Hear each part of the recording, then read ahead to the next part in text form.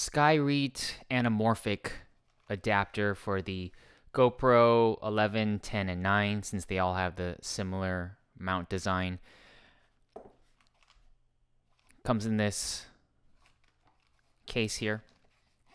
I've been using it already for a day just to test it out because I wanted to use this setup for something a little different than I've seen anybody else use these for, and that is I wanted to shoot anamorphic, but I wanted to shoot anamorphic in 4x3 mode, vertical.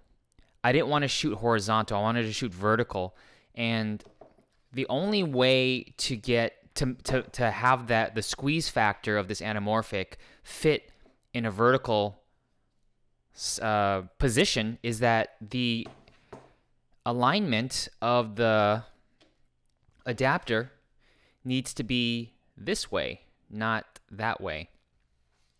So I wanted to know if there was a way I could mount.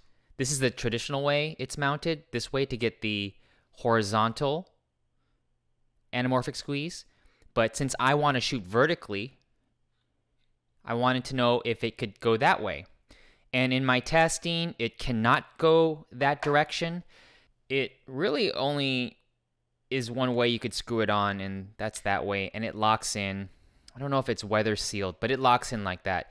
And you can do it upside down or the other way, where the anamorphic is on the top instead of the Skyreat. But it only orients this way. If you want to do it, if you want to shoot vertically and twist it, once you twist it to try to align it vertically, what happens is it's just loose. So you have to hold it. Just by that, I can't use it for what I want to use it for. But I'll turn it on and I will show the settings that I believe is recommended for any anamorphic adapter that you use.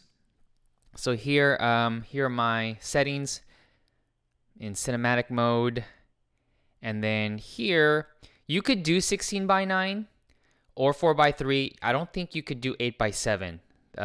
You'll start to see the shape of the anamorphic, and I'll just show you what it looks like when you do 8:7. So 8:7, and you see that. You see the vignette. You can basically see the box of the anamorphic frame, that little box. This could be interesting if you want to go for this look. This is kind of a Being John Malkovich. I don't know if you've ever seen that film, but there's a certain POV that this creates that's interesting. And let me get out of that one. When you go 8:7, it automatically goes to wide mode.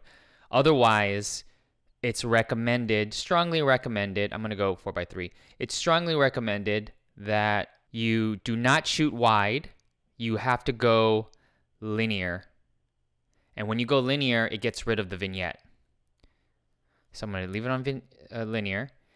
And then everything else I'm not touching. The hyper smooth needs to be off. That's the recommended setting. I think you're able to turn it on, but when you have the hyper smooth on, especially the boost mode, the electronic image stabilization, you start seeing artifacts of the lens because the GoPro, I guess something to do with the internals, the software, doesn't really adjust to the anamorphic because this is a third-party adapter. GoPro has not made their own anamorphic adapter. I wish they would, so to make this compatible, because without the hyper smooth, you'll see from the test footage I shot, without the hyper smooth, it's not very usable, in my opinion, the GoPro, unless you have a gimbal. And then you start packing on the size of what the GoPros are really should be used for, which is just a small footprint. And I really think it's unused. My personal opinion is just to hand hold it without the hyper smooth. It's unusable. I even did some shots where I was in a car and I wasn't walking around. I was just holding the GoPro like this and then just pointing outside my window of my car. And even that was too shaky. Oh, another setting you have to do is this button right here, this setting. So this is the orientation lock. So when you lock the orientation to horizontal, then when you flip it this way, it's not going to adjust automatically. So you got to disable that. And then now you can have the horizontal. So that's the only setting you have to do. And then you can flip it this way, get the horizontal. And shooting it this way, it works, but the squeeze factor is up and down. It's not sideways, and I want it side to side. So I rotate it this way, like that. I have to hold it with my hands because there's really no way to do it. And you see the top and bottom. I'll press record here just to capture this.